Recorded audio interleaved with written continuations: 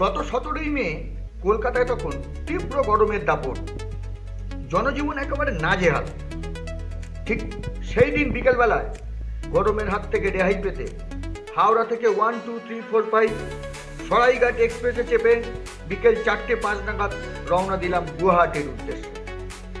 পরের দিন সকাল 10টা নাগাদ গুয়াহাটি স্টেশনে পৌঁছে একটা মারুতি সুইফট গাড়ি 500 টাকা জনপ্রতি হিসাবে 2000 টাকা দিয়ে পুরো গাড়িটা ভাড়া করে রওনা দিলাম শিলংয়ের উদ্দেশ্যে।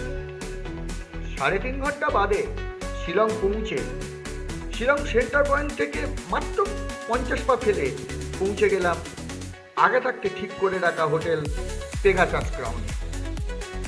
তারপর দুপুরবেলাটা একটু বিশ্রাম নিয়ে সন্ধ্যেবেলা থেকে রাত অবধি শিলং সেন্টার পয়েন্টে বিভিন্ন রকমের স্ট্রিট ফুড চেখে তারপর একটা বাঙালি রেস্টুরেন্টে রাতের খাবারটা শেষ করে হোটেলে ফিরে সুকো নিদ্রা দিলাম।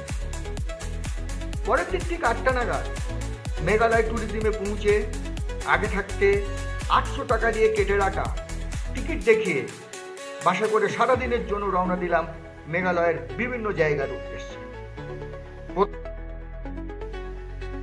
প্রথমে দেখলাম ক্যানিয়ন ভ্যালি ভিউ পয়েন্ট, তারপর ডাউকি নদীতে 800 টাকার বিনিময়ে নৌকা করে নদীর জলে ভেসে বেড়ালাম।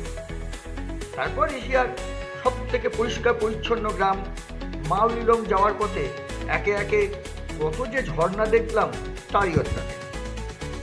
মাউলিলংয়ে কিছুক্ষণ কাটিয়ে অনতি দূরে অবস্থিত লিভিং রুট ব্রিজে অপার সৌন্দর্য দেখে শিলংয়ে ফিরে এলাম।